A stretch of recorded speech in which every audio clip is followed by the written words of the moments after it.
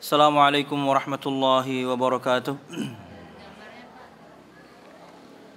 Innal hamdalillah nahmaduhu wa nasta'inuhu wa nastaghfiruh wa na'udzu billahi min shururi anfusina wa min sayyiati a'malina.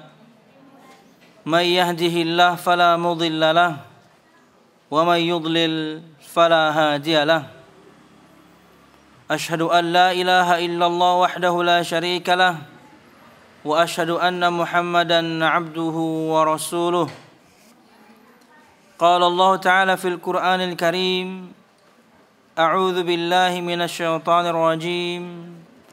Ya ayyuhalladzina amanu taqullaha haqqa tuqatih wa la tamutunna illa wa antum muslimun. يا أيها الناس اتقوا ربكم الذي خلقكم من نفس واحدة وخلق منها زوجها وبث منهما رجالا كثيرا ونساء واتقوا الله الذي تساءلون به والأرحام إن الله كان عليكم رقيبا يا أيها الذين آمنوا اتقوا الله وقولوا قولا سديدا يصلح لكم أعمالكم ويغفر لكم ذنوبكم ومن يطع الله ورسوله فقد فاز فوزا عظيما فإن أصدق الحديث كتاب الله وخير الهدي هدي محمد صلى الله عليه وسلم وشر الأمور محدثاتها فإن كل محدثة بدعة وكل بدعة ضلالة وكل ضلالة في النار أما بعد.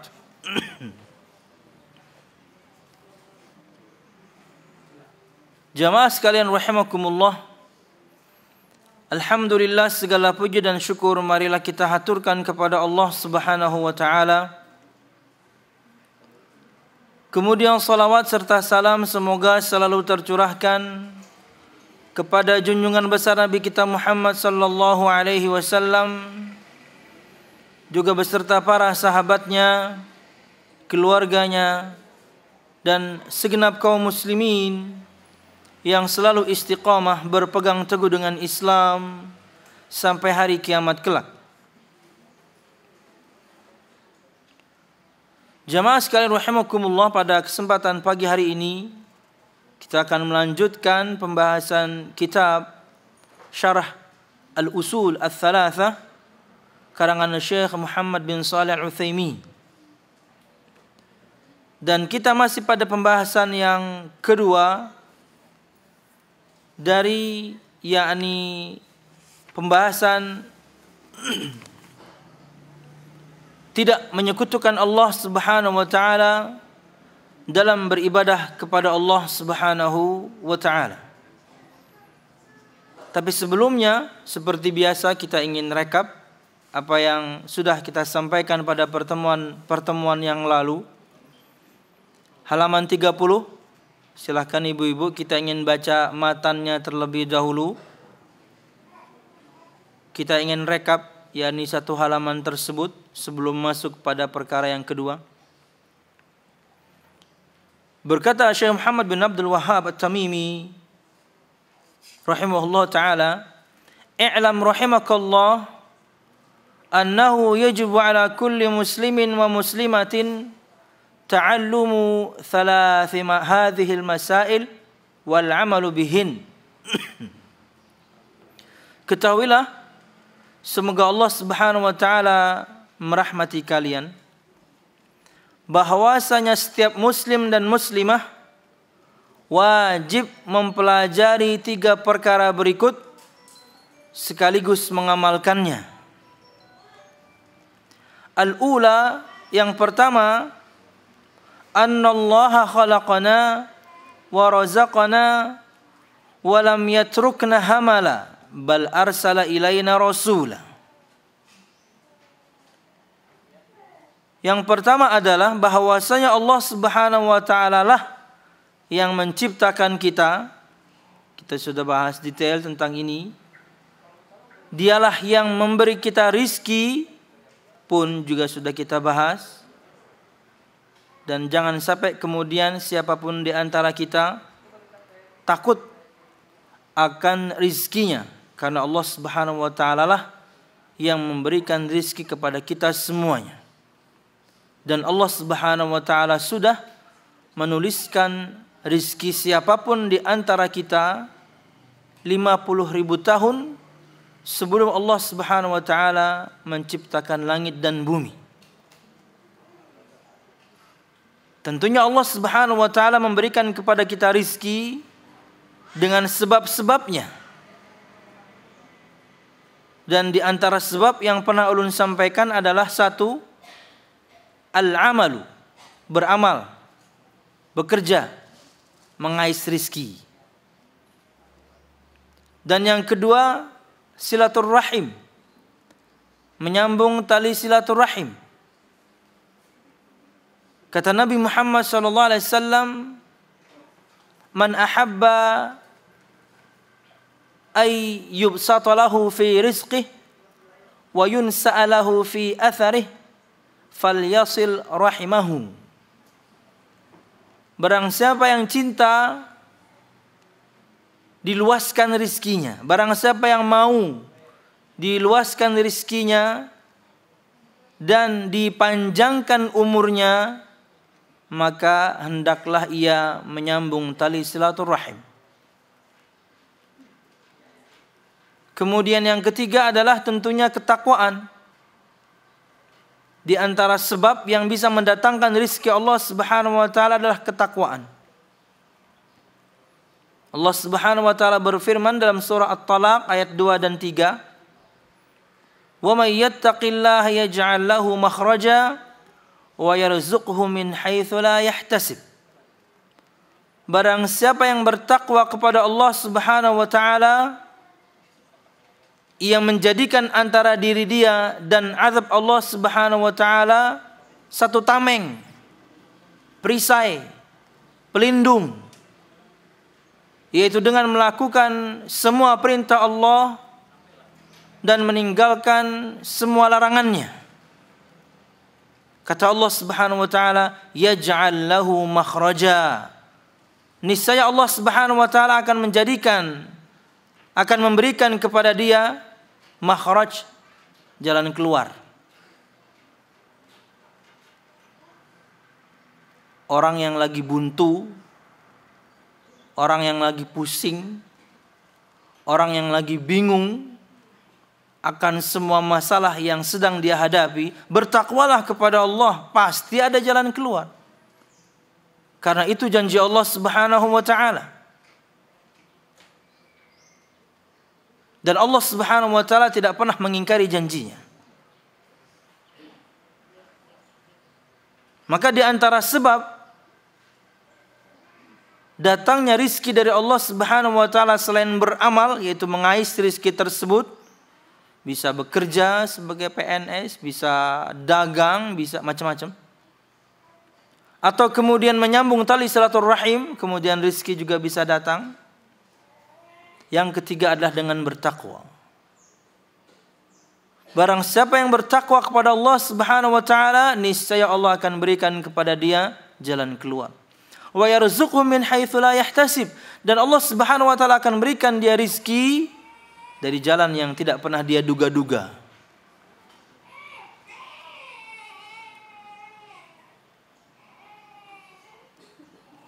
Kembali kepada kitab halaman 30. Yang pertama adalah bahwasanya Allah lah yang menciptakan kita, dialah yang memberi rizki kepada kita dan tidak membiarkan kita terlantar. Allah Subhanahu wa taala tidak membiarkan kita terlantar. Dan jangan pernah seseorang kemudian mengira bahwasanya dia hidup di muka bumi ini dengan semua rizki yang dia dapatkan kemudian tidak pernah dipertanyakan pertanggungjawabannya. Karena Allah Subhanahu wa taala ciptakan kita dengan satu tujuan. Allah tidak terlantarkan kita, bahkan Allah utus kepada kita seorang rasul, bal arsala ilaina rasula.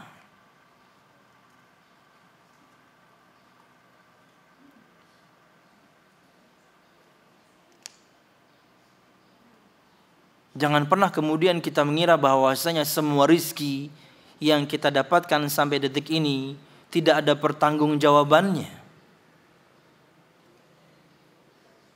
Paras yang cantik, pasangan kemudian yang Allah Subhanahu wa taala berikan,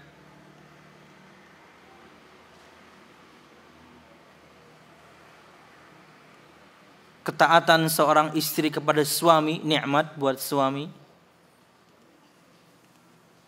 Suami yang taat kepada Allah Subhanahu wa taala dan bertanggung jawab kepada istrinya, nikmat buat si istri.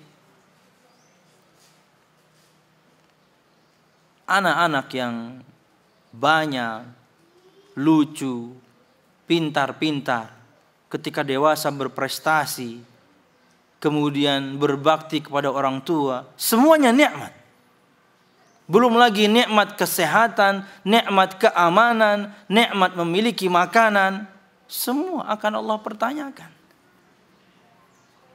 Karena Allah tidak pernah terlantarkan kita. Allah ciptakan kita, Allah berikan rizki kepada kita, Allah tidak terlantarkan. Kenapa? Karena memang semuanya nikmat itu akan dipertanggungjawabkan. Makanya Allah utus seorang Rasul supaya kita tahu untuk apa kita hidup.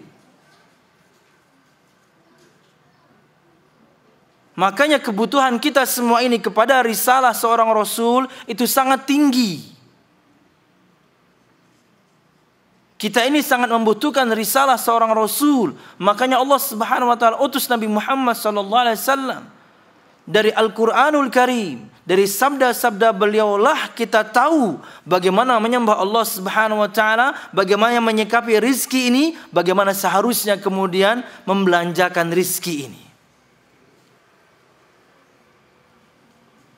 Boleh kita mengaisnya, boleh kita mengambilnya, bahkan mungkin banyak Allah berikan kepada kita, tapi gunakan semuanya untuk kemudian mendapatkan surga Allah Subhanahu wa taala. Subhanallah. Kemarin Bu ya, Syekh Dr. Ali bin Ghazi At-Tuwaijiri, beliau ketika di Banjarmasin itu ulun ingin berbicara soal rizki dan nasihat beliau tentang rizki. Beliau ketika di Banjarmasin itu tidur di salah satu rumah jamaah masjid. Alhamdulillah Allah Subhanahu wa taala berikan beliau ini rizki yang melimpah gitu ya. Rumahnya besar, kemudian yakni dulu waktu Syekh Ali Hasan datang juga nginap di rumah beliau.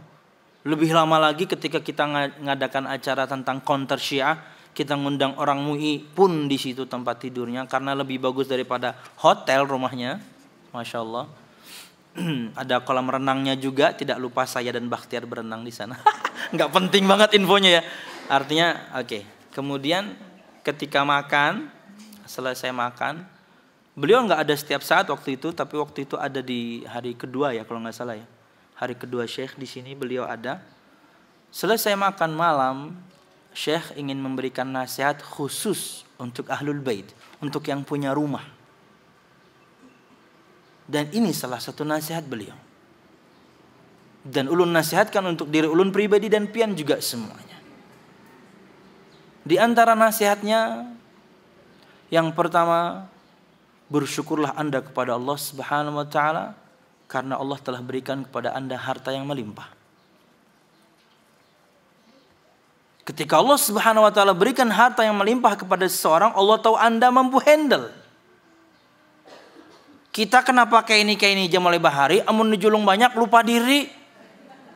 Orang lupa diri itu takuni siapa ngaran nyawa? Lupa diri unda aja. Ditakuni ngarannya kada ingat karena lupa diri.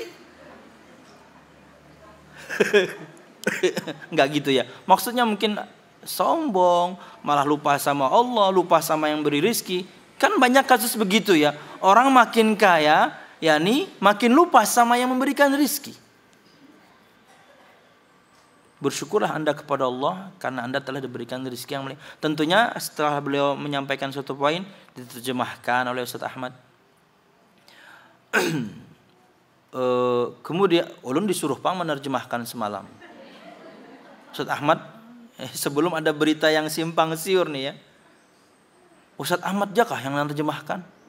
Hendak tampil sorangan jakah? Enggak gitu Bu.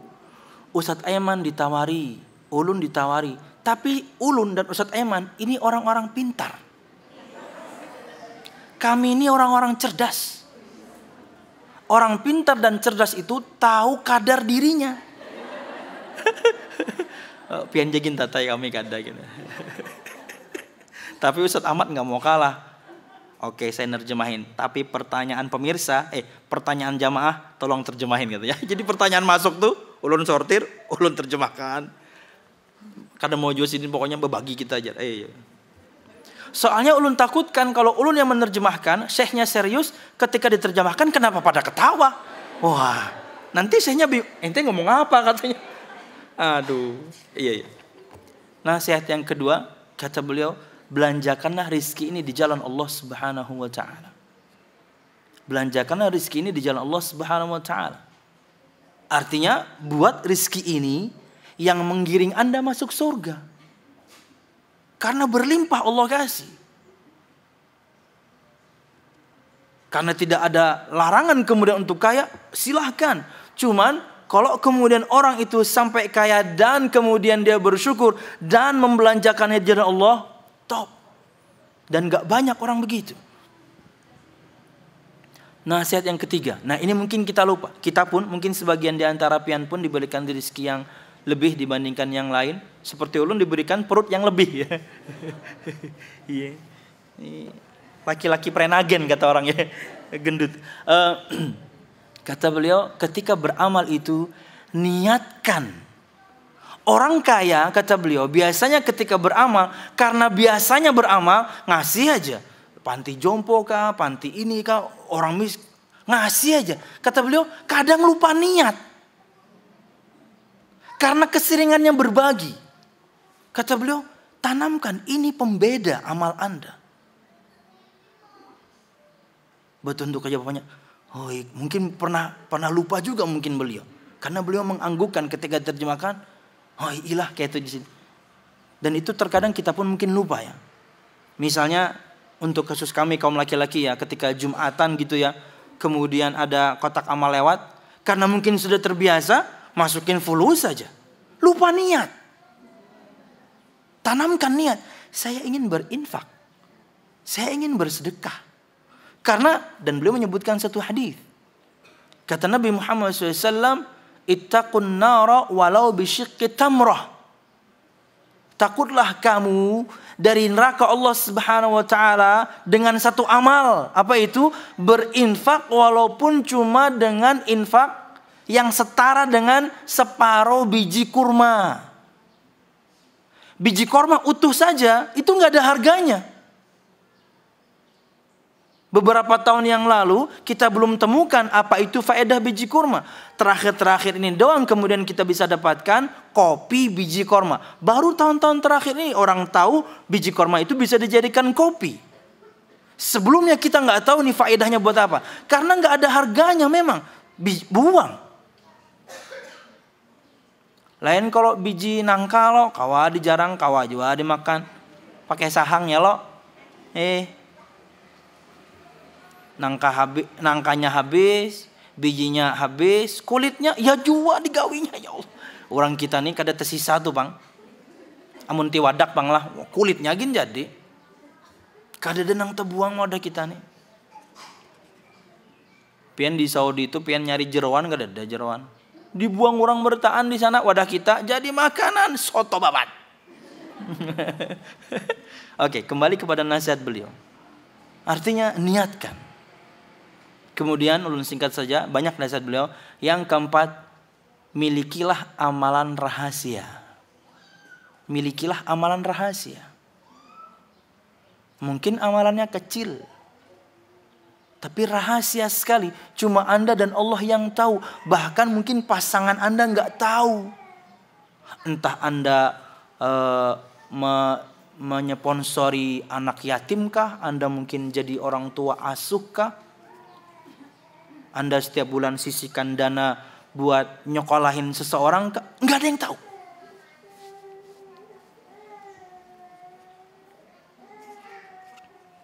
Cuman kalau dari awal nikah keuangan pian diketahui bini, kan ketahuannya mana duitnya aja, nah kurang bang. Pintar-pintar ya menyisihkan lah.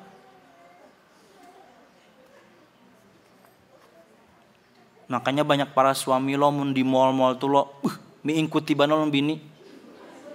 Lain sayang bang, bini mengikuti ATM. Diikutinya mana bininya, wah sayang benar lakinya tuh ya. Kada, bini yang mengikuti ATM. Mun dilapas habis duit. Itu ditukar. Nang itu ditukar 2 pulang. Beda warna. Harau. Ada apa ibu-ibu dengan tas ini? Ada apa pian semua ini dengan tas, dengan tupperware, dengan subhanallah, aneh perempuan ini. Lebih aneh lagi kami suka dengan perempuan. Ya Allah, makanya kami nikah. Tapi aneh subhanallah. Karena semalam sudah ding, semalam abu-abu kai, ini ungu aja. Nah, harau. Itu cerita orang ya, bukan cerita saya. Ada bini saya di situ. Aduh, iya Om Jaizani. Oke, kita lanjutkan. Itu nasihat ya. Nasihat simple untuk yang berharta ya. Pertama, syukur. Kemudian kedua, yakni infakkan di jalan Allah. Ketiga, kemudian ketika berinfak, niatkan. Kemudian yang keempat, punya amal rahasia. Mungkin berkaitan dengan harta Anda mengkafil seseorang, Anda mensponsori seseorang, Anda menjadi orang tua asuh untuk seseorang. Membayarkan dia yakni sekolah dari pesantren sampai kuliah, monggo. Wallahu a'lam bishawab. Kemudian masih rekap ini. Dan tidak membiarkan kita terlantar, tapi mengutus kepada kita seorang utusan, yaitu Rasulullah SAW. Dialah yang kemudian mengajarkan kita semuanya bagaimana kita menyikapi di antaranya harta ini, rizki ini, bagaimana seharusnya kita belanjakan. Sallallahu alaihi wasallam. Faman ata'ahu dakhala al-jannah wa man 'asahu dakhala an-nar. Wa dalilu ala dzalika qaulu ta'ala inna arsalna ilaikum rasulan syahidan 'alaikum kama arsalna ilaikum ila fir'auna rasula. Fa'asa fir'aunur rasula fa akhadnahu akhdhan wabila. Barang siapa yang mentaati Rasul yang diutus kepada kita, Rasulullah sallallahu alaihi wasallam. Barang siapa mentaatinya, niscaya masuk surga. Dan barang siapa yang mendurhakainya, niscaya masuk neraka. Allah ciptakan kita, Allah berikan kita rizki, Allah tidak terlantarkan kita. Bahkan untuk semua rizki ini yang akan dipertanyakan ini, Allah utus seorang Rasul untuk mengatur semuanya, untuk menerangkan semuanya. Apa yang harus kalian lakukan dengan semua nikmat Allah Subhanahu wa taala. Yang mentaati Rasul, ini saya masuk surga. Yang mendurhakai Rasul pasti masuk neraka. Nabi Muhammad bersabda, "Kullu ummati yadkhulunal jannah illa man aba." Bukhari Muslim. Semua umatku masuk surga kecuali yang enggan. Qila lahu wa may ya'ba ya Rasulullah, dikatakan kepada beliau, siapa mereka wahai Rasul yang aba, yang enggan untuk masuk surga? Kata Nabi Muhammad, man ata'ani dakhalal jannah wa man 'asani faqad aba. Yang mentaati aku, dialah yang masuk surga. Yang bermaksiat kepadaku, dialah orang-orang yang enggan. Maka jangan pernah bermaksiat kepada Nabi Muhammad sallallahu alaihi wasallam. Perintah beliau, sami'na wa ata'na, kami dengarkan, kami taati wa Rasul, gawi. Larangan Rasul SAW, sami'na wa ata'na, kami dengarkan dan kami taati wa Rasul, tinggalkan. Jangan terlalu bertele-tele. Terlalu banyak cincong. Terlalu banyak alasan. Minta kekuatan saja kepada Allah Subhanahu wa taala. Ya Allah, berikan saya kekuatan, saya pengen menjalankan sunnah ini. Saya pengen menjalankan ketaatan ini. Jangan cari-cari alasan supaya kada menggawe nang itu. Jangan. Perintah gawe, larangan tinggalkan. Sallallahu alaihi wasallam.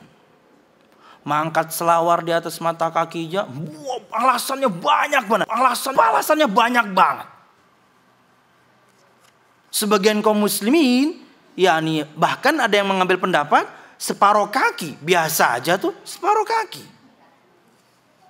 Cewek-cewek separuh paha. Biasa mereka. Anda cuma angkat di atas mata kaki sedikit kok ribut. Alasannya macam-macam. Masya Allah. Tinggal angkat sedikit selesai. Kenapa? Nabi ancam dengan neraka. Tinggalkan. Kadang orang menganggap ringan ya. Karena mungkin keseringan mendengar kata neraka ya.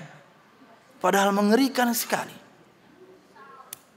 An-naru alladhi tuqidunahu juz'un min sab'ina juz'an min nari jahannam. Api yang kalian nyalakan itu, maksudnya api dunia, itu cuma satu bagian di antara 70 bagian panasnya api neraka Allah Subhanahu wa taala. Tinggalkan, apa susahnya memang? Apalagi sekarang udah tren ya.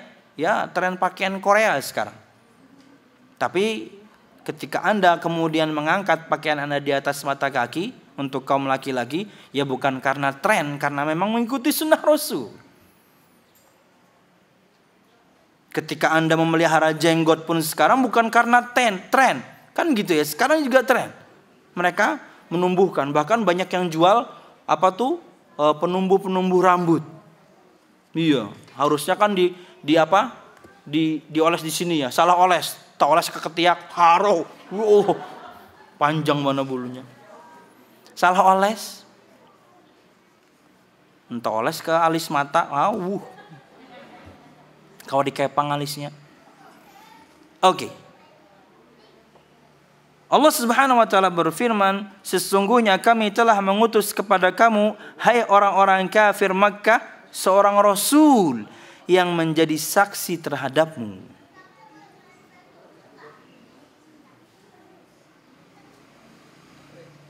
Artinya nanti ketika mereka ditanya di akhirat dan mereka mengingkari, kadakawa, kenapa? Saya sudah utus Muhammad kepada kalian, kalian mendustakan Muhammad.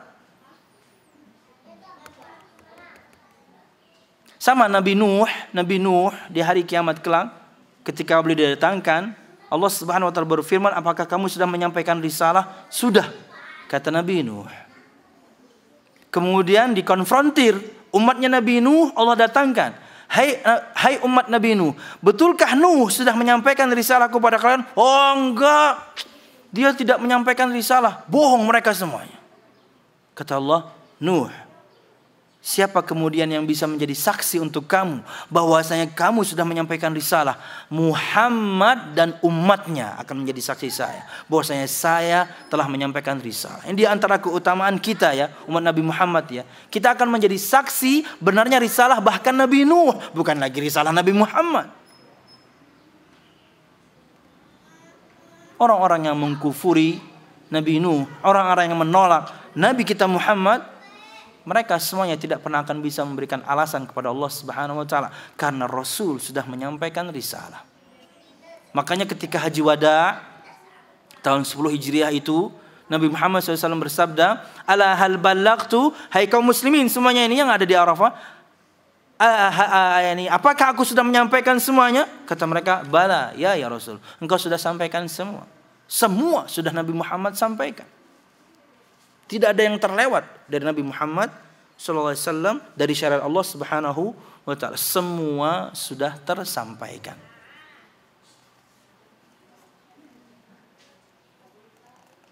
Sebagaimana kami telah mengutus dahulu seorang rasul kepada Fir'aun, maka Fir'aun mendurhakai rasul itu, lalu kami siksa dia dengan siksaan yang berat. Ya, Fir'aun pun mendustakan, yakni Nabi Musa dan Harun. Walaupun ketika mau meninggal dia beriman, tapi udah telat. Nah, masuk pada rekap pembahasan kita pada pertemuan yang lalu. Tercatat di ulun ini tanggal 1 bulan 6. Lawas benar kita lah. Pak Musa lawas pang umrohnya. Orang umroh setumat dia tulak bulik lagi. Oke. Ats-tsaniyatu anna Allah la yarda ay yushraka ma'ahu ahadun fi ibadatihi la malakun muqarrabun wala nabiyyun mursalun wa dalilu qaulu ta'ala wa annal masajida lillahi fala tad'u ma'allahi ahada. Kedua, dari perkara yang harus kita ketahui sebagai seorang muslim dan muslimah, setelah tadi kita tahu Allah yang ciptakan kita, setelah tadi kita tahu Allah yang memberikan kita rizki, Allah tidak telantarkan kita di muka bumi ini, Allah berikan begitu banyak nikmat dan semuanya pasti Allah akan pertanyakan.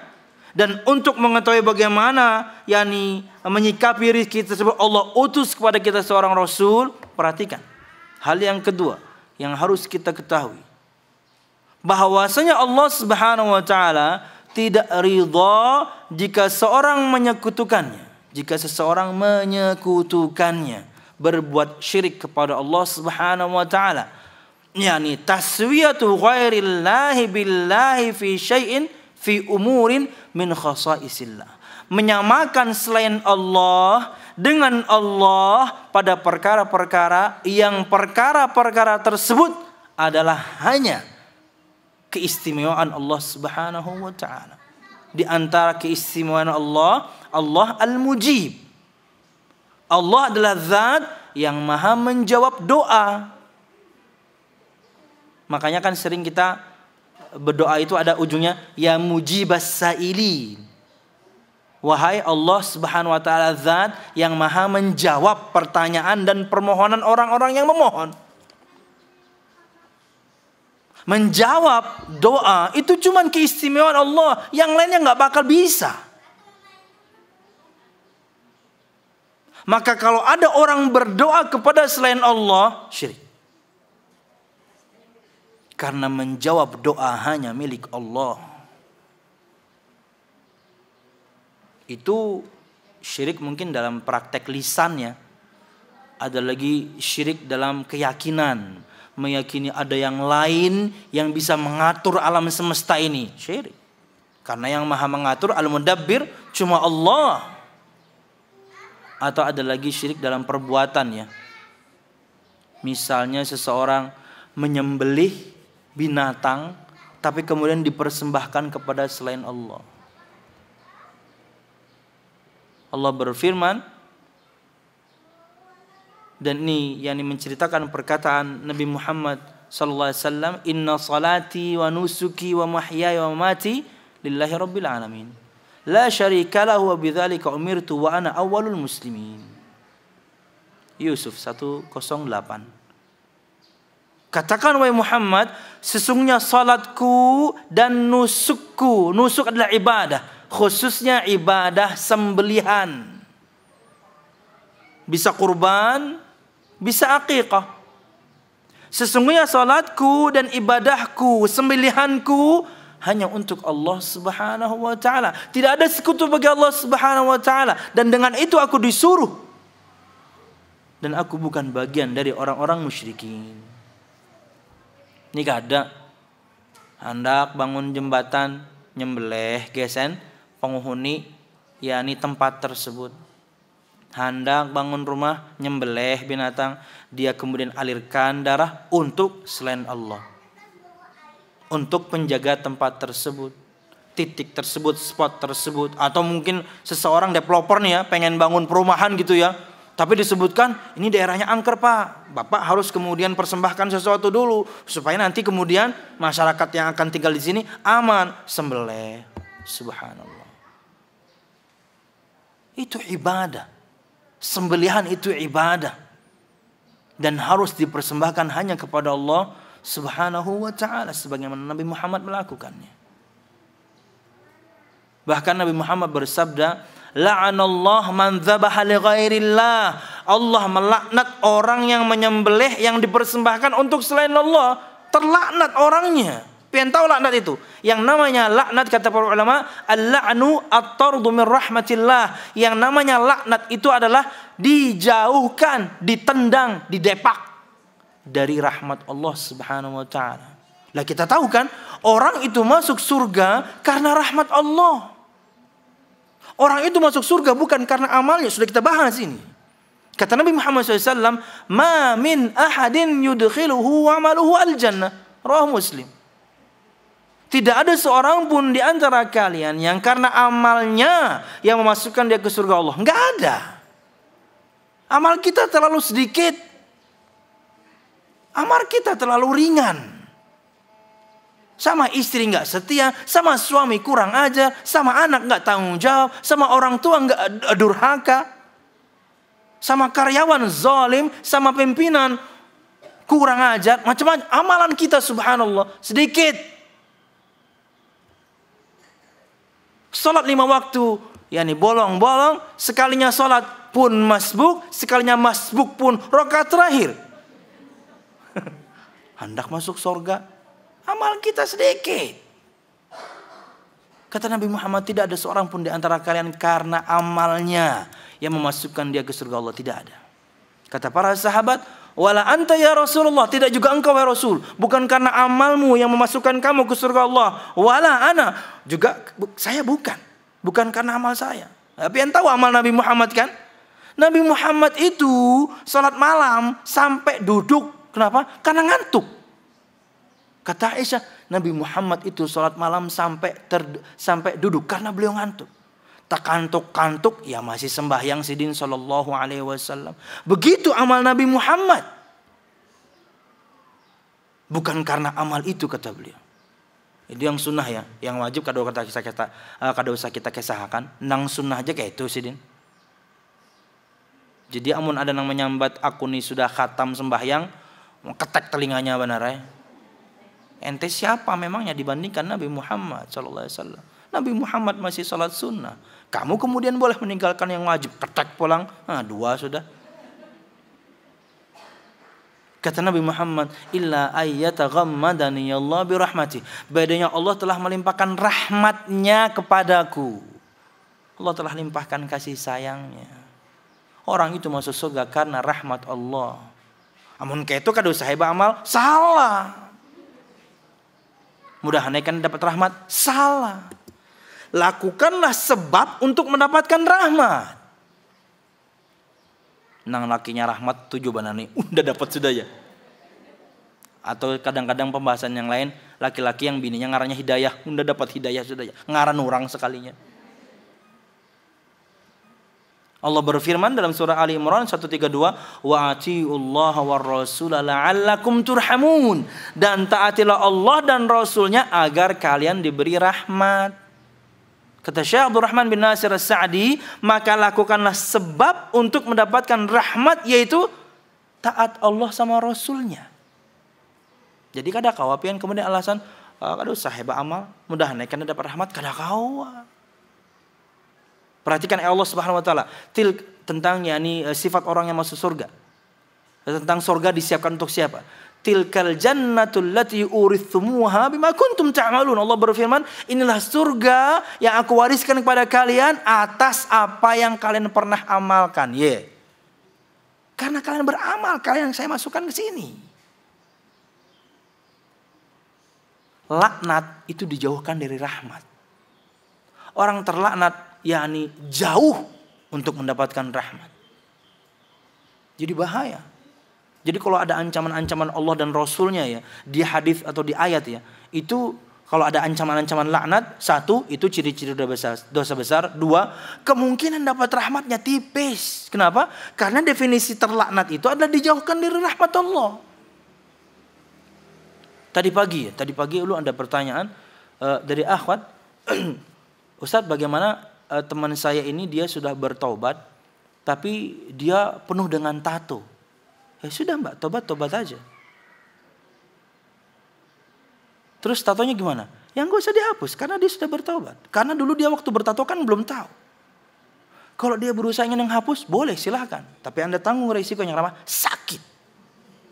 Sakit sekali tato itu kalau dihapus. Secanggih-canggihnya alat sekarang yang katanya bisa dihapus dengan laser, sakit. Mudah-mudahan Anda bertobat dengan tobat dan nasuha, sudah biarkan, no problem. Yang jadi masalah itu kan orang kalau misalnya dulu tidak tahu tatonya itu mungkin sampai ke wajah, bukan lagi cuman di lengan, di kaki, di betis, enggak. Kadang orang tato sampai di wajah. Tatonya nggak keren lagi, di wajah gambar kodok. Ya Allah, ngapain? Di wajah gambar kodok. Yang keren kayak sedikit gitu, bunga gitu ya, bunga bangke. Sama juga dong. Subhan, atau bunga bang di sini. Subhanallah, sudah mbak, nggak apa-apa. Dan ini juga peringatan ya untuk siapapun di antara kita kaum muslimin. Orang kalau sudah bertobat, selesai. Kita bahas, kita pelajari sama-sama kemarin dengan Syekh Ali, bukan begitu? Ketika orang itu berdosa lagi, yang ya Allah akan hitung setelah dia bertobat itu dosanya. Yang lalu sudah Allah ampuni. Jangan lagi kemudian diberat-beratkan. Nang betato nih mana diterima sembahyang. Jangan gitu, hancur dia. Dia sudah berusaha mendekatkan diri kepada Allah. Dia sudah bertobat kepada Allah. Sudah, itu masa lalu dia nggak tahu. Kadang kaum muslimin sendiri yang kemudian menjauhkan kaum muslimin yang lain dari jalan Allah. Dengan sindiran-sindiran. Dengan pandangan-pandangan yang tidak nyaman. Lu dapat kisah nih lah di Masjid Imam Syafi'i. Dan ini nasihat untuk kita semuanya sebenarnya. Bisa laki, bisa perempuan. Jadi dari akhwat ya. Teman-teman dia cowok, teman-teman dia di kantor yang laki. Itu ketika ingin memulai untuk mendekati sebuah kajian khususnya di Masjid Imam Syafi'i. Dia berusaha sholat di sana. Tapi kan dia awam. Dia datang ala keadaan yang penting bagi dia bersih, bagi dia rapi, jalan aja dia. Dia pakai celana blue jeans, oke? Ketika masuk masjid, jamaah nih ada sebagian yang mau itihin. Kan nggak nyaman. Apa salahnya blue jeans? Nggak ada masalah, bahkan difatwakan no problem. Cuman kalau kita cowok, ya tadi urusannya. Kalau bisa di atas mata kaki. Walaupun celananya bahannya jeans. No problem. Diitihinya aja, tata aja. Sampai dia merasa tidak nyaman. Lain kalau misalnya kasus masuk masjid, jamaah masjid semuanya mengitihi, itu karena Anda nggak pakai celana. Nah itu oke. Kenapa lagi mengitihi bertanya? Kadang ingat berselawar. Ini dia pakai celana. Ya Allah. Ini nasihat nanti. Ulun akan sampaikan juga ke masjid nanti. Karena dia akhirnya nggak ke masjid lagi. Udah dicangangi bubuhan nyawa ya. Kan gak baik begini. Sebagian kita itu kan kalau misalnya dulu ya, mungkin pian akan membenarkan perkataan dulunya. Ini perkataan Ustadz Armen Halmin Naro rahimahullah. Bukankah kita dulu, siapapun di antara kita sekarang misalnya, ketika mendapatkan hidayah ini sampai tertangis-tangis.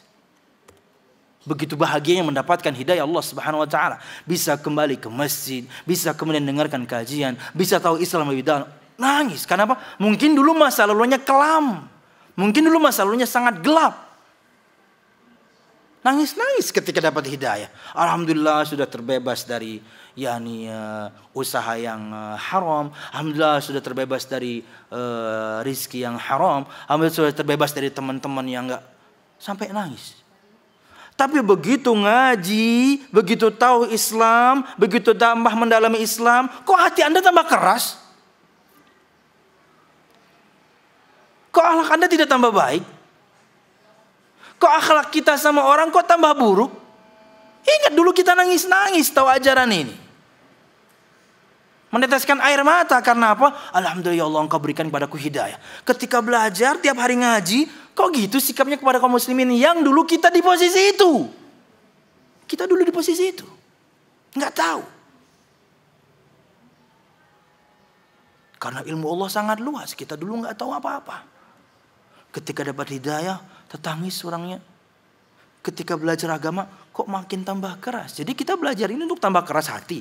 Harusnya kan tambah lembut. Harusnya kan sikapnya tambah baik. Harusnya kan akhlaknya tambah mulia. Tahu ada orang hanyar nih. Rangkul lah ya mbah tuh. Rancaki mas lah kesini. Karena ada pengajian mas saya. Atau misalnya ibu-ibu ada kemudian yang baru hadir. Orang yang baru ngaji akan kelihatan dari tampilannya. Mungkin jilbabnya masih jilbab kotak-kotak ya. Jilbab segi 4. Ya lo, yang masih kayak ini misalnya lo bekokot. Aku pungtur. Banyak anunya. Atau jilbab dililit. Mati. Anda bisa lihat dari tampilannya. Oh mereka rangkul tapi. Atau pakai jilbab tapi kemudian sininya jendol gitu ya. Itu rambut pian kah? Kada aja, dasar kepala unda aja. Enggak, maksudnya jilbab macam-macam itu. Anda bisa lihat dari, kami pun kaum laki-laki akan kami bisa lihat dari tampilan. Tapi jangan kemudian diberikan pandangan yang sinis. Kenapa? Mereka mungkin belum tahu bagaimana seharusnya berpakaian yang baik, yang syar'i. Rangkul. Pakaiannya nggak usah diurus. Yang penting ngaji dulu, ngaji lagi. Entar lambat laun dia akan tahu. Entah dengan bertanya, entah dengan belajar, entah dengan membaca. Kemudian dia bingung, dan kemudian dia akan nanya. Tapi kalau dari pertama datang, digituin, orang baru datang, jilbabnya kemudian ala kadarnya, jilbab lilit-lilit. Kayak gitu. Dia masuk kan sudah enak ya. Kok gini sih perempuan-perempuan yang katanya sudah belajar lama? Yang sampai level cadaran.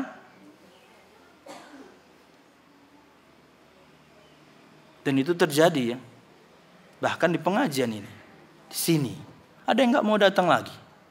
Nginbox saya. Kenapa? Pandangan sebagian di antara pian kurang baik. Nasihat. Untuk supaya kita lebih baik lagi. Tapi ulun cukup merayu sekali, sudahlah. Ayo mbak datang lagi. Insya Allah Ustaz. Nggak pernah datang lagi beliau. Ya. Karena satu orang mungkin bisa bawa 10 orang berikutnya.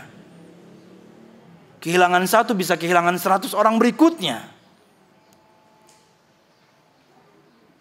Kok kayak jualan? Iya. Anda mau katakan apa? Terserah. Para da'i, para du'at itu al-muwaqqi'in, kata Imam Ibnu Qayyim. Semua mereka seperti orang yang menandatangani firman dan sabda. Kita ngajak orang emang. Kita menyeru orang memang untuk kembali kepada Allah. Bukan malah kemudian bikin jauh-jauh orang.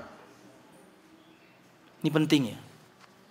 Tapi juga harus bersikap adil. Siapapun orang di luar sana. Ulun sampaikan kemarin ketika di Masjid Imam Syafi'i ada tema ulun sampaikan, mereka bilang kami keras.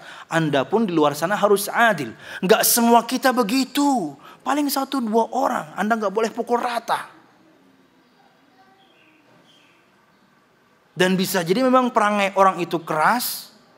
Bisa jadi mungkin tampilan dia ya seperti itu. Dia standar pun matanya memang seperti itu. Dia memang matanya ke kanan terus. Jadi bukan karena memandang Anda, matanya dasar keto. Ya, Anda harus berikan uzur dong kepada kami. Dia kemudian wajahnya bukan yang gitu, enggak. Emang dia setiap hari begitu wajahnya. Berikan kami uzur, Anda harus adil. Dan bersabarlah berteman dengan orang-orang yang saleh. Harus sabar. Nabi Muhammad Allah perintahkan bersabar ketika berteman dengan orang yang saleh. Nabi Muhammad Allah perintahkan bersabar. Apalagi kita. Terkadang orang-orang yang saleh mungkin akan nyebelin. Setiap hari ngasih Anda nasihat, setiap hari ngasih Anda broadcast, setiap hari ngingetin Anda kajian, setiap hari ngajakin Anda kajian, akan annoying, akan mungkin mengganggu Anda. Tapi Anda harus bersabar. Mungkin mereka penyelamat Anda dari neraka Allah Subhanahu wa taala. Wallahu a'lam bishawab. Masih rekap ini ya. Kedua, bahwasanya Allah Subhanahu wa taala tidak ridha jika seseorang menyekutukannya dalam beribadah kepadanya. Baik menyekutukannya dengan malaikat yang dekat dengan Allah seperti Jibril atau nabi yang diutus. Jadi siapapun makhluk, Anda memohon nih kepada Nabi Muhammad, Anda berdoa kepada Nabi Muhammad, Anda minta tolong sama Jibril, syirik. Yang maha menjawab doa cuma Allah, yang memberi pertolongan cuma Allah. Oh, berarti kada boleh kata minta tolong lawan makhluk? Boleh, tapi ada syaratnya. Hamba itu memang kemudian 1, masih hidup. 2, dia dan tidak gaib ya. 2, dia mampu berikan pertolongan yang Anda minta. Boleh Anda minta tolong sama makhluk. Kalau 2 syarat tersebut terpenuhi, hidup dan tidak gaib, kemudian orangnya bisa berikan pertolongan Anda. Pak, kawakah minta tolong? Kada nyahut sidin. Oh Pak, kawakah kada nyaut sidin, sekalinya mati orangnya. Orang meninggal nggak bisa dimintai pertolongan. Pak, kawakah minta tolong? Nah, menyahut berarti hidup berarti orangnya. Minta tolong apa aja? Ampuni dosa ulun. Kada kau. Yang mengampuni dosa cuma Allah. Jadi persyaratan itu harus ada. Dia hidup dan tidak gaib, dan dia mampu berikan pertolongan yang dia minta. Pak, kau akan minta tolong. Apa? Pinjam duit, ada itu. Nah, kan enak.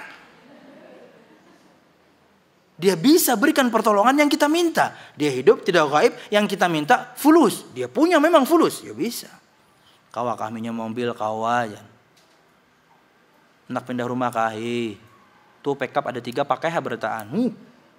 Dia bisa. Boleh minta tolong sama seorang hamba.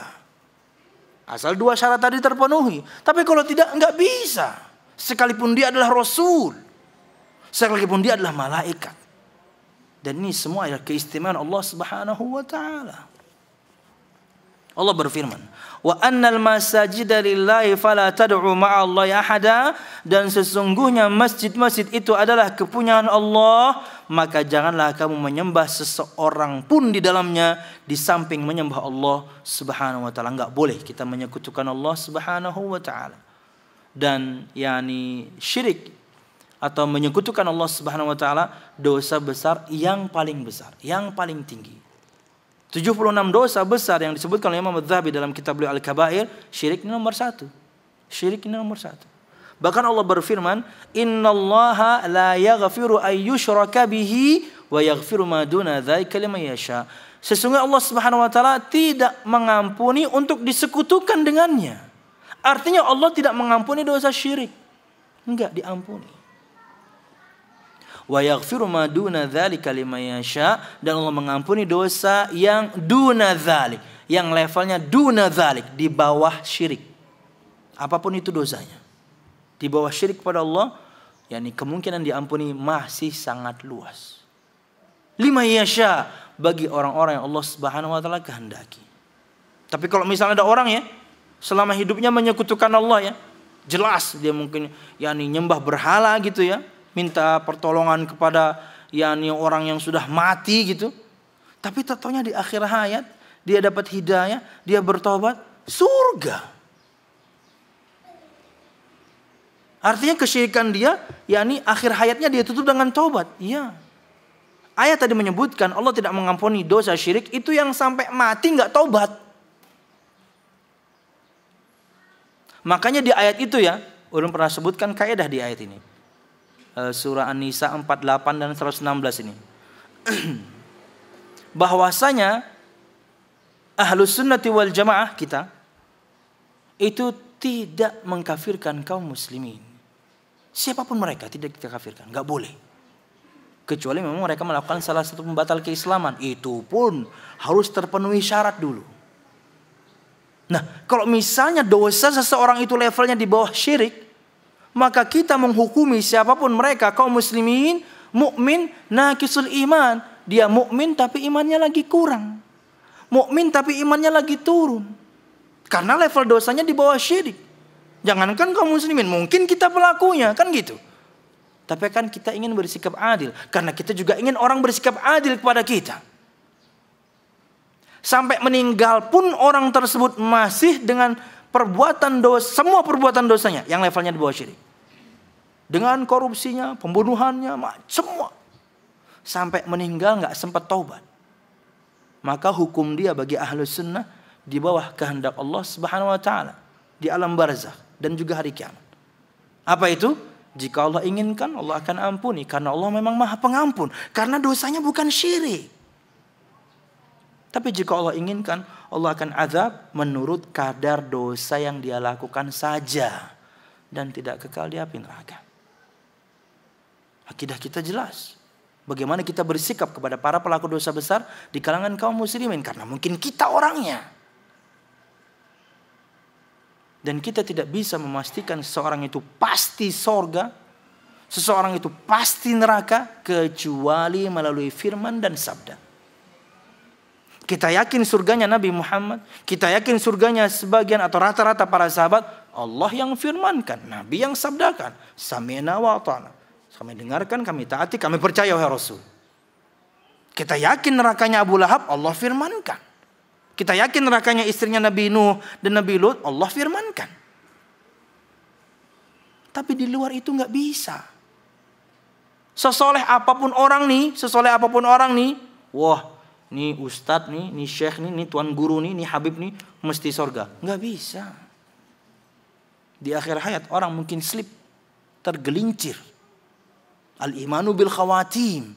Iman itu tergantung nanti akhirnya. Mun ketu kadu saya beramal, dan akhirnya baik, kada kawa. Akhir Anda akan ditentukan dengan bagaimana perjalanan Anda. Orang yang bejat, ini penjahat nih. Ini orang kerjanya keluar masuk penjara nih. Wah, padahal sipir sekalinya.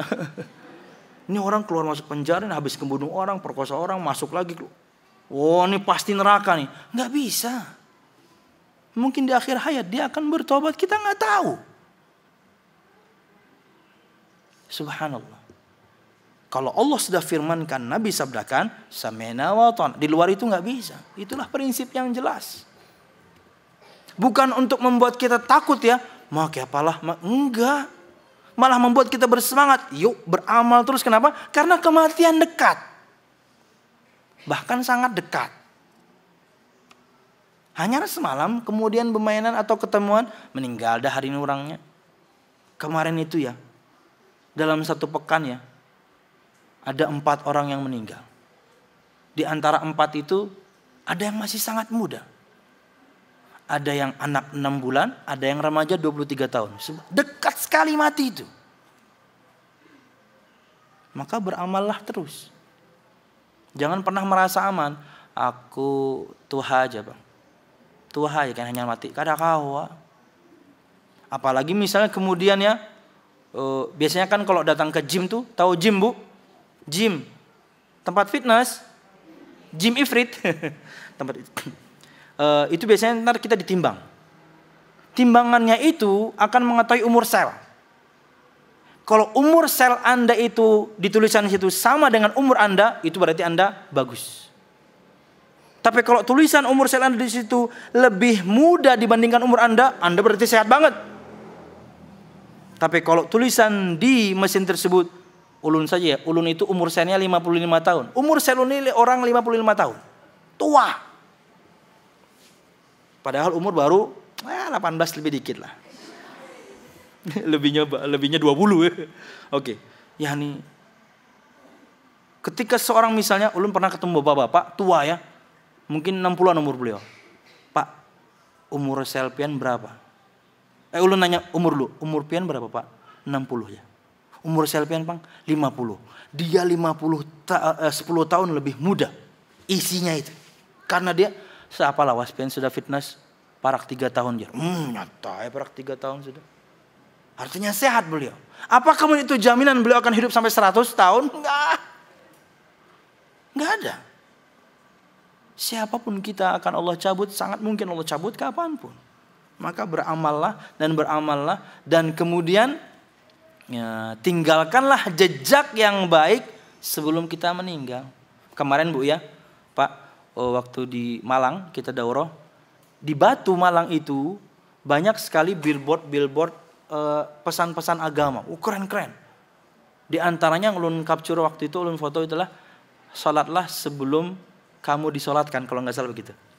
Ulun posting di Instagram, kemudian ada yang komen, wah mudahan Banjar begini juga. Oh ya, kasih tahu aja wali kotanya. Tentunya ada yang ngetekin wali kota Pak Ibnu Sina. Tentunya Pak Ibnu Sinanya kemudian nge-add ulun dan ulun add balik, kata dia makasih infonya. Nah berarti sampai sudah nih. Karena itu kerjaan pemerintah. Dan itu lahan buat beliau sebenarnya ketika belum mimpin, kawan nih andak macam-macam nih. Pesan-pesan yang ada di firman saja aman. Enggak usah kemudian perkataan pujangga atau penyair, enggak. Pasang firman Allah di pinggir jalan selesai. Orang enggak bisa nolak kalau sudah firman itu. Pasang sabda Nabi Muhammad yang selesai. Tapi ketika orang selalu lewat, orang akan selalu baca. Ketika Anda mati, Anda meninggalkan jejak yang baik di masyarakat Anda. Karena Anda pemimpin kemudian yang memanfaatkan kepemimpinan Anda untuk berdakwah. Wallahu a'lam bishawab. Tinggalkan jejak yang baik ya. Kalau posting pun posting yang baik ya. Jangan posting yang nggak jelas. Kayak ustadz itu nggak jelas. Oke, bukan nggak jelas Bu. Kadang-kadang kita punya ide, ya kadang-kadang juga cerita nyata ya kita bikin, kita posting, biar orang senyum sedikit. Bu. Ulun pernah Bu waktu itu di kamar kecil kan, ya pengen tahu lah ngapain ya. Kemudian totonya Kanzu teriak dari luar Kanzu. Abah, iya nak, ada yang gugui, ada yang jatuh maksud gugui. Dia nggak sampai R-nya, ada yang gugur. Dalam hati kan di WC nih, nggak bisa dong, nggak bisa. Siapa anak? Itu bah di TV MotoGP. Ya Allah. Like father like son ya. Bapaknya suka ngebanyol dikerjain anak sendiri. Totonya yang jatuh di TV. Ulun mikirkan siap di Dalila kah terpleset jatuh, di Hia kah terpleset jatuh, atau Lujen kah terpleset jatuh. Itu bah di TV MotoGP. Iya assalam. Padahal sudah pancet hendak menarusakan yang tadi. Aduh. Oke. Itu rekap ya. Itu rekap ya. Bahasan hari ini adalah ujung ayat dari poin yang kedua. Perhatikan halaman halaman 45. Ibu-ibu sudah dapat buku semua? Oh, alhamdulillah. Ada yang belum? Oh, beli dong. Ini ada 5 ini. Bu Tini, Bu, bantu bagiin, Bu. Bu, bagiin nama orang-orang yang wajahnya agak-agak sering hadir, Bu. Ini ada 5 buku. Silakan ambil sama Pak Musa. Yang belum dapat ya. Halaman 45, Bu. Perhatikan.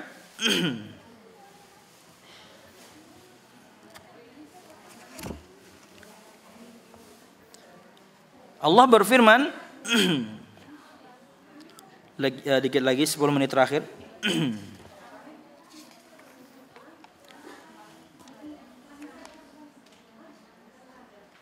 Ada Mbak Riri nggak di belakang sana? Dia bawa temannya belum dapat katanya. Ambil situ Mbak. Sudah? Arisannya sudah dikocok? Ayo, jangan kelamaan. Oke.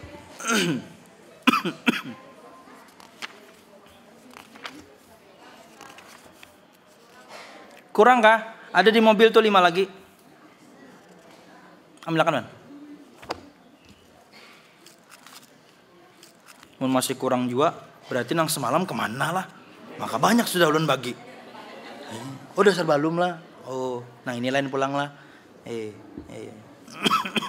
Nggak usah difotokopi Bu ya, bukunya kita bagi terus kok. Oke, perhatikan halaman 45. 45 Bu ya, bukan 46 Bu. 46 itu nomor punggungnya Valentino Rossi Bu. 45 Bu. Oke, perhatikan. Paling atas itu ya. Allah Subhanahu wa taala berfirman masih berkaitan tentang bab tidak menyekutukan Allah dalam beribadah kepadanya. Ini ayat berkaitan dengan ancaman ya, ancaman orang yang menyekutukan Allah. Innahu may yusyrik billahi faqad haramallahu alaihi al-jannah wa ma'wahu an-nar wa ma lidh-dhalimin min ansar.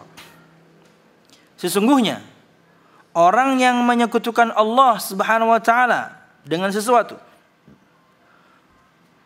siapapun dia atau apapun ia, entah dia menyekutukan Allah dengan menyembah malaikat, menyekutukan Allah dengan menyembah nabi, menyekutukan Allah dengan memohon kepada orang sudah mati, menyekutukan Allah dengan memohon kepada bebatuan dan pepohonan misalnya, apapun dia dan ia, maka pasti Allah mengharamkan kepadanya surga. Perhatikan. Inti kejayaan kita itu, inti kemenangan kita itu, semua kita akan tenang kalau sudah kaki ini melangkahkan masuk surga Allah, melangkah masuk surga Allah. Itu baru tenang. Yang namanya menang itu kalau masuk surga. Lah, ini dijauhkan dari surga. Allah haramkan orang itu surga. Enggak bakal masuk surga. Siapa? Yang menyekutukan Allah. Bukan perkara yang ringan itu. Sesungguhnya orang yang menyekutukan sesuatu dengan Allah, maka pasti Allah mengharamkan kepadanya surga. Allah haramkan surga, nggak bakal masuk surga, haram. Beda dengan orang yang mengesahkan Allah, ya Allah haramkan neraka, nggak bakal masuk neraka. Orang yang mengesahkan Allah. Dalam sebuah hadis Nabi Muhammad SAW bersabda, fa innallaha harrama 'alan nar man qala la ilaha illallah yabtaghi bidzalika wajh Allah. Hadis sahih. Sesungguhnya Allah Subhanahu wa taala mengharamkan neraka untuk menyentuh orang yang mengatakan la ilaha illallah. Tiada Tuhan yang patut dan berhak diibadahi melainkan Allah, dan dia berharap pahala atau wajah Allah Subhanahu wa taala. Ini sebaliknya, yang menyekutukan Allah, Allah haramkan untuknya surga. Wa ma'wahun nar, dan tempat kembalinya adalah atau ialah neraka. Na'udzubillah. Mengerikan sekali. Siapapun di antara pian yang ingin tahu sifat surga dan neraka, kunjungi kembali link YouTube di Dakwah Sunnah, khutbahnya Ustadz Firanda waktu beliau beberapa waktu yang lalu ke Banjar. Sifat surga dan neraka. Sifat surga bikin kita pengen masuk, sifat neraka akan membuat kita takut untuk masuk. Tonton lagi tolong. Ulun lihat kemarin, sudah banyak sih ya, tapi belum banyak banget. Kayaknya mungkin belum disebarkan itu filenya. Masuk ke link YouTube, masuk ke link Dakwah Sunnah, bahkan mungkin file paling atas khutbahnya Ustadz Firanda tentang sifat surga neraka. Karena ada amalan hati itu yang namanya roja, berharap pahala. Kita akan berharap pahala surga, ya ini diantara bentuk supaya kita bisa berharap itu ya tahu sifat-sifatnya. Allah sebutkan detail dalam Al-Quran bagaimana nikmat surga. Juga ada amalan hati khauf, takut akan azab Allah Subhanahu wa ta'ala, takut neraka Allah Subhanahu wa ta'ala. Dan disebutkan bagaimana mengerikan neraka Allah Subhanahu wa ta'ala. Ketika mereka pasti akan kehausan. Ya, Allah kasih air, tapi air yang mendidih. Enggak, mereka harus minum. Ketika minum, mereka semua jeroan tubuh mereka hancur. Allah kembalikan lagi tubuhnya. Tapi mereka haus dan harus minum. Begitu terus Allah akan azab. Ngeri. Neraka Allah Subhanahu wa ta'ala ngeri. Jangan pernah kemudian meremehkan azab Allah Subhanahu wa ta'ala. Perbandingannya tadi kan, cuman satu bagian dari 70 bagian panasnya api neraka Allah Subhanahu wa ta'ala. Itu pun bentuk bersangatannya Allah, bentuk bersangatannya Nabi Muhammad, bentuk mubalaghah. Bahasa anak muda sekarang mungkin lebay. Ya, dalam bahasa Arab itu kalau ingin melipat gandakan sesuatu menggunakan angka 70 saja. Tapi hakikatnya lebih dahsyat daripada itu. Seperti contoh firman Allah Subhanahu wa ta'ala ketika Nabi Muhammad ingin mendoakan orang-orang munafik, kata Allah, jika kamu doakan mereka 70 kali kamu doakan mereka, Allah tidak pernah akan ampuni. Allah gunakan angka 70. Nabi Muhammad dalam sabdanya itu juga menggunakan angka 70. Karena itu sudah uruf dalam bahasa Arab ketika ingin melipat gandakan suatu dengan angka 70. Hakikatnya enggak begitu. Artinya kalau misalnya nih, api dunia sekarang nih, kita bisa panaskan api dunia sekarang sampai 70 kali lipat. Apakah seperti itu panas api neraka Allah? Enggak, lebih dahsyat dari itu. Enggak bisa kita bayangkan. Kata Allah Subhanahu wa ta'ala, sesungguhnya orang yang menyekutukan, makanya Bu ya, ulun dan semua para da'i yang lain mendakwahkan tauhid. Teriak di mimbar-mimbar mendakwahkan tauhid. Supaya semua orang mengesahkan Allah Subhanahu wa ta'ala. Supaya orang tidak menyekutukan Allah Subhanahu wa ta'ala. Di sisi lain kemudian ada orang yang menyambati macam-macam. Dakwahnya tauhid terus, dakwahnya akidah terus, bila politik. Ini nyelamatin Anda ini. Kami ingin selamatkan diri kami dan juga Anda. Supaya tidak menyekutukan Allah Subhanahu wa ta'ala. Membosankan? Mungkin. Yang ulun tahu ya, Ustadz Yazid. Sejak di pesantren awal tahun 90-an beliau sudah berdakwah. Sampai sekarang muter aja bahas tauhid. Habis balik lagi. Habis balik lagi. Karena kita lupa terus ini. Dan kewajiban kita mengingatkan satu sama lain, bukan begitu? Subhanallah. Pina Mustipang dakwahnya, politik. Sampai mimbar Jumat bikin soal politik. Apa ngalihnya menyampaikan materi politik? Nukar koran pagi Jumat, baca di mimbar, tontong. Apa susahnya? Tapi apa faedahnya buat orang? Di mimbar Jumat itu selamatkan orang akidahnya. Sampaikan tauhid. Supaya orang mengesahkan Allah Subhanahu wa ta'ala. Jauh dari menyekutukan Allah. Sampaikan sunnah. Supaya orang tidak menyimpang dari beribadah kepada Allah melalui cara Nabi Muhammad SAW. Itu yang disampaikan. Karena waktunya 10 menit, 15 menit. Khutbah cuma 15 menit terkadang. Itu pun guringnya. Sudah pendek waktunya, ke masjid cuman waktu itu doang, iya guring harau. Jamaah sekalian rahimakumullah, ini menyelamatkan. Kita tahu jadinya bagaimana harus menyembah Allah Subhanahu wa ta'ala. Wallahu. Karena kalau sudah meninggal nih, yang ulun sebutkan dekat tadi, kalau sudah meninggal selesai, nggak ada waktu lagi beramal.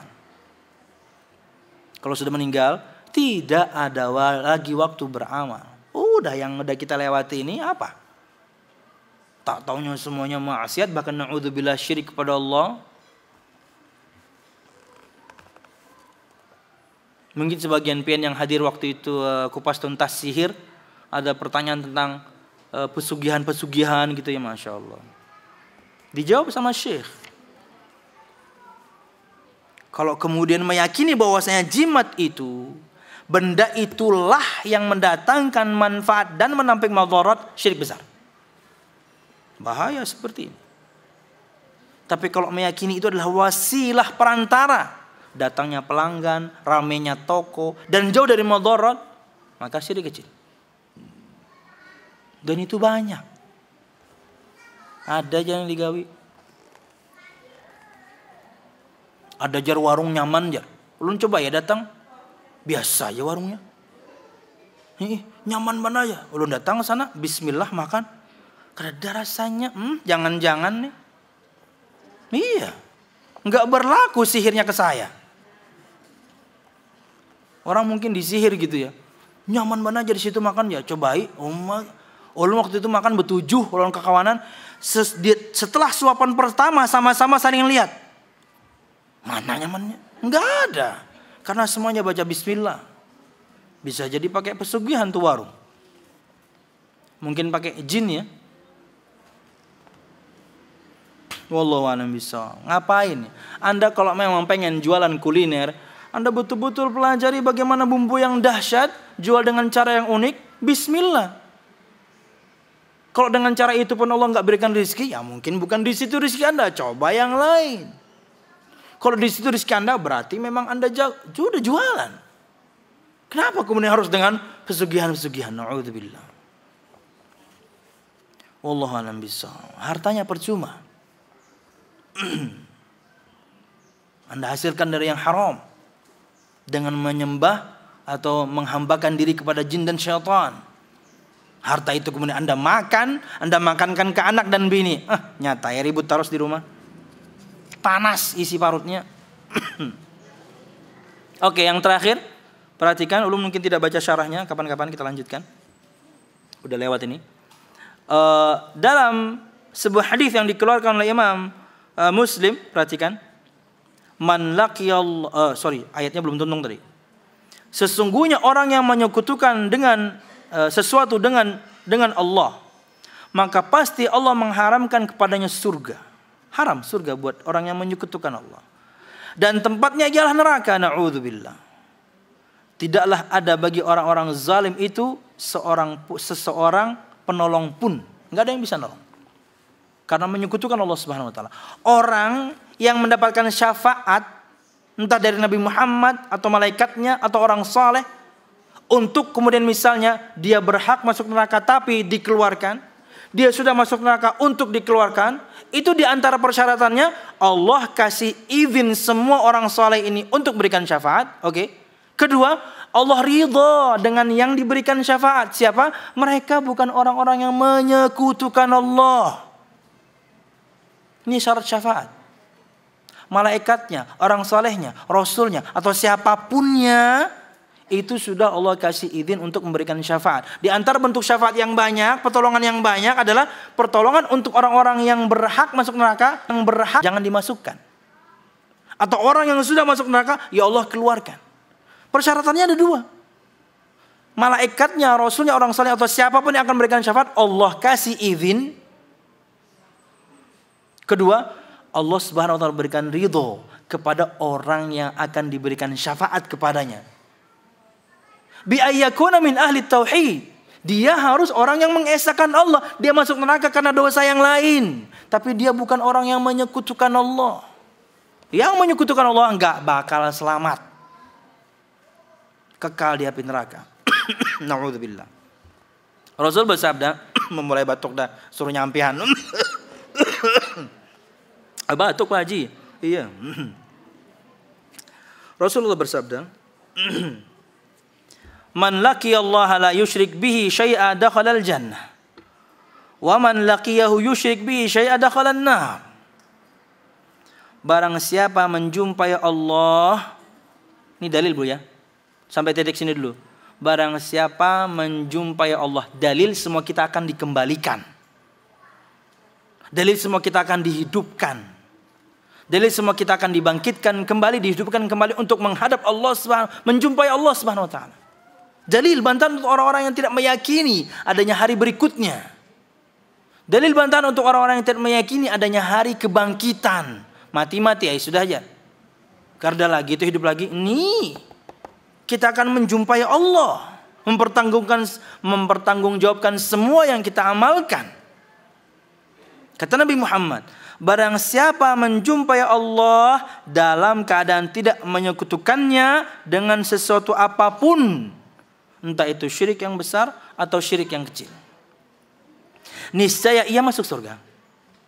Sebaliknya, dan barang siapa menjumpai Allah dengan dalam keadaan menyekutukannya, mensyirikkan Allah Subhanahu wa taala dengan sesuatu, entah dia menyembah berhalakah, bahkan mungkin misalnya menyembah nabi atau malaikatkah, sama, niscaya ia masuk neraka Allah Subhanahu wa taala. Mengerikan sekali ancaman dari Nabi Muhammad sallallahu alaihi wasallam. Wallahu a'lam bissawab.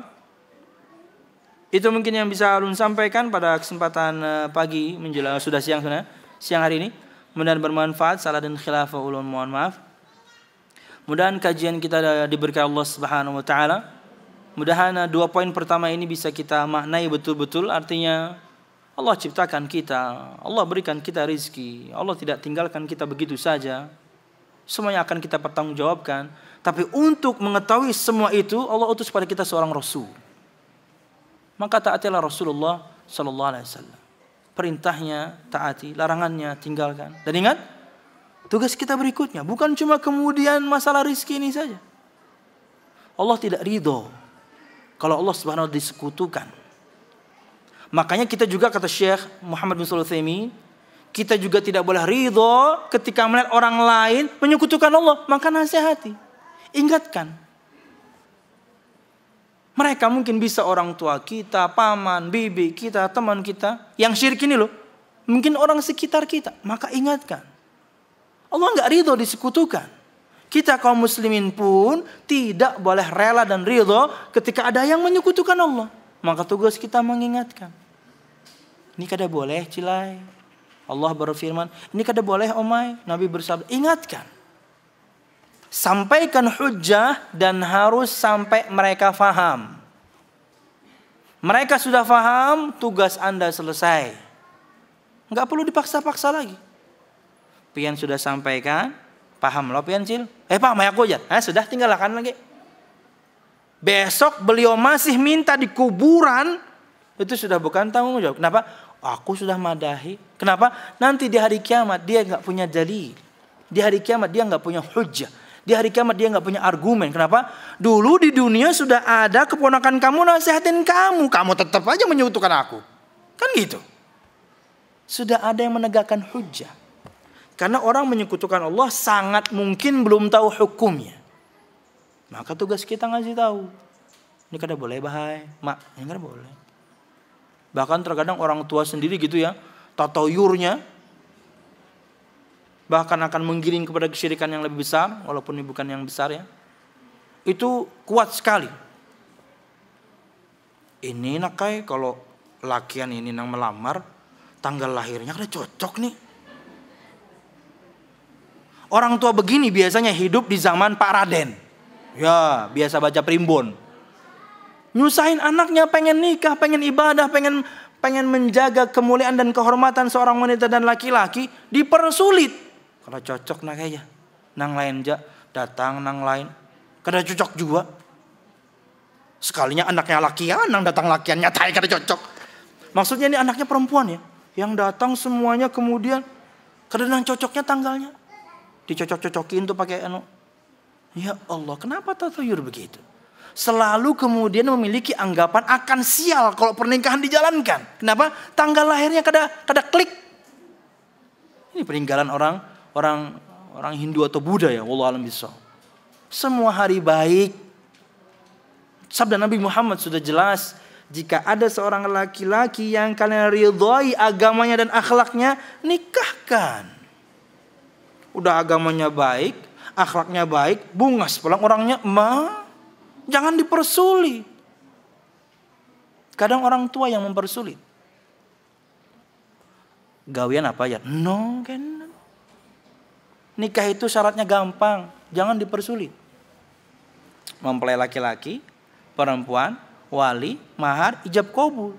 Enggak ada itu. Pendidikannya apa, penghasilnya berapa, sudah punya rumah belum, mobil belum. Enggak ada ini bikin susah ini. Nikah dulu. Nabi Muhammad sudah janji. Allah sudah berjanji. Allah akan perkaya mereka. Allah akan berikan mereka rizki. Enggak bakal kurang. Si laki-laki datang sudah bawa rizki dia sendiri. Anak Anda ketika terlahir sudah bawa rizki sendiri. Ini dipersusah, dipersulit. Kasihan, akhirnya bertahun-tahun jadi jomblo. Ya Allah. Sampai biniannya parak umur 40, kada ada jual lagi. Parak 40 dah. Nang Selawe aja banyak hamburan. Situ 40, siapa nang hendak? Kenapa? Karena orang tuanya dulu nyusahin. Nyusahin laki-laki yang datang yang ingin melamar. Itu contoh aja lah, contoh. Itu pintu soalnya. Dapat plat dari kepolisian, ujungnya 13. Wah, ganti pak polisi aja. Celaka kena kendaraan lunjan. Apaan? Dapat di perumahan nomor rumah 13. Wah, jangan lunja. Belum pindah ke lainnya, jangan apa. Sial terus. Subhanallah. An-nafi'u wad-dhar huwa Allah. Yang memberikan manfaat dan memberikan madarat cuma Allah. Apa hubungannya dengan angka-angka ini? Ada angka sial, hari sial, pekan sial, bulan sial, tahun sial, sialan. Ya Allah, nyusahin hidup. Ulun pernah praktekkan bula. Di Jakarta itu kan banyak gedung-gedung pencakar langit ya. Ketika masuk cuma masuk liftnya doang. Cek betul-betul tidak ada lantai 13. Enggak ada. 12 langsung 14. Enggak ada. Saking merebaknya keyakinan buruk ini di kalangan kaum muslimin. Lah kita ini pengen meluruskan, dituduh macam-macam. Ingin kemudian memurnikan akidah kaum muslimin, dituduh macam-macam. Wah, kajian itu suka mengkafirkan. Wah, kajian itu suka membedahkan. Wah, kajian itu wahab, macam-macam wahab. Ya subhanallah. Nang takutan itu pian karena kami ingin meluruskan. Kan itu. Tapi ingatlah subhanallah, yakni para dai yang akan menggaungkan dakwah tauhid ini akan selalu ada. Musuhnya pun akan selalu ada. Karena iblis sampai hari kiamat baru mati. Dan dia pengalamannya, pengalaman iblis luar biasa. Sangat berpengalaman untuk yakni membelokkan kaum muslimin. Wallahu a'lam bishawab. Itu mungkin yang bisa saya sampaikan. Yang kedua lah, tadi terjadi mudah-mudahan bermanfaat. Salah dan khilaful, mohon maaf. Mudahan Allah Subhanahu wa taala terus berikan kita petunjuk untuk selalu menapaki akidah yang benar, dengan mengesahkan Allah Subhanahu wa taala dan beribadah kepada Allah Subhanahu wa taala dengan tuntunan Nabi Muhammad sallallahu alaihi wasallam. Wallahu a'lam bishawab. Oke, silakan ibu-ibu.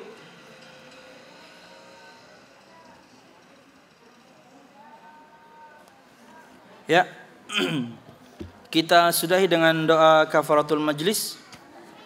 Mudah-mudahan majlis kita diberikan Allah Subhanahu wa taala dan mudah-mudahan pekan depan kita bisa sambung dengan bahasan yang lain khususnya berkaitan dengan al-wala wal bara. Bagaimana seharusnya cinta, kepada siapa kita cinta dan loyal, dan kepada siapa kita bara atau berlepas diri.